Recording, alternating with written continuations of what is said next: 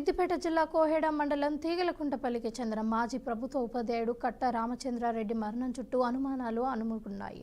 ఇక గత నెల 22న ఛత్తీస్గఢ్ రాష్ట్రం అడవులలో జరిగిన ఎదురు కాల్పులలో మావోయిస్టు పార్టీ కేంద్ర కమిటీ సభ్యుడిగా పనిచేస్తున్న రామచంద్రారెడ్డి అశువుల బాసాడని పోలీసులు ప్రకటించారు. అయితే ఈ ఎన్కౌంటర్ బూటకమని, తన తండ్రిని పోలీసులే అరెస్టు చేసి హత్య చేశారని కుమారుడు రాజచంద్ర ఛత్తీస్గఢ్ హైకోర్టులో పిటిషన్ వేశాడు. ఈ కేసు ప్రస్తుతం సుప్రీంకోర్టు దృష్టిలోనూ ఉందని కుటుంబ సభ్యులు తెలిపారు. రామచంద్రారెడ్డి 1983లో ప్రభుత్వ ఉపాధ్యాయుడిగా నియమితులైన కోహెడ మండలంలోని వరకూలు గ్రామంలో ఉపాధ్యాయుడిగా పనిచేశారు. 1989లో ఉద్యోగంలో ఉన్నప్పుడే అజ్ఞాతంలోకి వెళ్లిపోయి నక్సలైట్ ఉద్యోగంలో చేరారు. ఇక మహారాష్ట్ర, ఆంధ్రప్రదేశ్, ఛత్తీస్గఢ్ రాష్ట్రంలోనూ మావోయిస్టుల కార్యకలాపాలలో చురుగ్గా పాల్గొని తర్వాత కేంద్ర కమిటీ సభ్యుడిగా ఎదిగారు. బస్తా రేంజ్ ఐజీ సుందర్రాజ్ ప్రకారం ఆయనపై 40 లక్షల బహుమతి ఉండేది అని తెలిపారు. ఇక అయితే మావోయిస్టుల పార్టీ ప్రకటనలో రామచంద్రారెడ్డి, కాడారి సత్యనారాయణ రెడ్డిలను పోలీసులు అరెస్టు చేసి హింసించి చంపారని ఆరోపించింది. తన తండ్రి పోస్టుమార్టం నూతన చట్ట ప్రకారం న్యాయమూర్తి సమక్షంలో కుటుంబ సభ్యుల ముందు జరగాల్సింది అని, కానీ ఎవరూ లేకుండానే పూర్తి చేశారని రామచంద్రారెడ్డి కుమారుడు రాజచంద్ర ఆవేదన వ్యక్తం చేశారు. ఎన్కౌంటర్ జరిగిన 2 రోజుల తర్వాత కూడా పోలీసులు మృతదేహాన్ని చూపించకుండా అడ్డుకున్నారు అని తెలిపారు. దీంతో తల్లి శాంతి బంధువులతో కలిసి హైకోర్టులో పిటిషన్ దాఖలు చేశారు.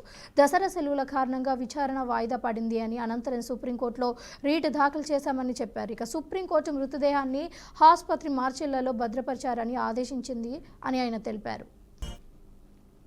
రామచంద్రారెడ్డి భార్య శాంతిప్రియ కూడా భర్తతో పాటు అజ్ఞాతంలో గడిపారు. 10 ఏళ్ల క్రితం లొంగిపోయి సామాన్య జీవితంలోకి వచ్చారు. కుమారుడు రాజచంద్ర ఏడీఎస్ పూర్తి చేసి ఉస్మానియా విశ్వవిద్యాలయంలో న్యాయశాస్త్రం చదువుతున్నారు. ఇక కూతురు స్నేహచంద్ర సాఫ్ట్వేర్ రంగంలో ఉద్యోగం చేస్తున్నారు.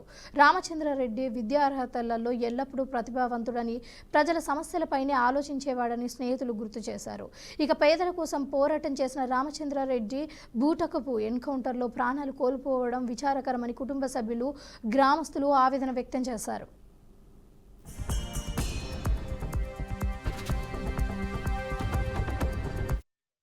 ఇబ్బంది పెడితేనే తప్ప మేము బాడీని తీసుకొని వచ్చి అది ఖననమే చేసాము. రేపు అవసరం ఉంటే రీపోస్ట్ మార్టం కోసము కావాలి అనే దానికొచ్చి వీళ్ళందరూ ప్రజలు, మేధావులు, చాలామంది అందరూ గమనించవలసిన విషయము.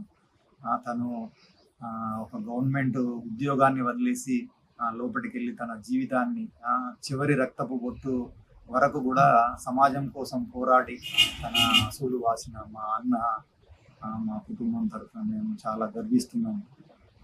కాకపోతే చాలా బాధ. ఒక మిత్రుడు, ఒక స్నేహితుడు, ఒక అన్న, ఒక గురువుని కోల్పోయామనేటటువంటి ఒక మనోవేదన, బాధన మా కుటుంబ సభ్యులను మర్చిపోకుండా వేధిస్తున్నారు. బాగానే ఉండదు. పబ్లిక్ కూడా చాలా మంది మొన్న బాడీ వస్తుందంటే వారం 10 రోజుల ముందు నుంచి ఎప్పుడు వస్తుంది అని గ్రామ ప్రజలు కూడా చాలా చూడాలి తనను. 36 సంవత్సరాల నుంచి నేను చూడాలి తనను కడసారి అనేది చిన్నపిల్లలు కూడా, ఆయనను చూడనోళ్ళు కూడా ఉదయం నుంచి సాయంత్రం వరకు కంప్లీట్ అయ్యే వరకు కూడా వేచి ఉన్నారు. ఇంకా చుట్టూ గ్రామాల ప్రజలు, ఆయన మిత్రులు, తనను గుర్తించిన వాళ్ళు, ప్రజా సంఘాల వాళ్ళు అందరూ కూడా చాలా వాళ్ళ హృదయపూర్వకంగా వాళ్ళకు వచ్చి తన అంతిమయాత్రలో పాల్గొన్నారు.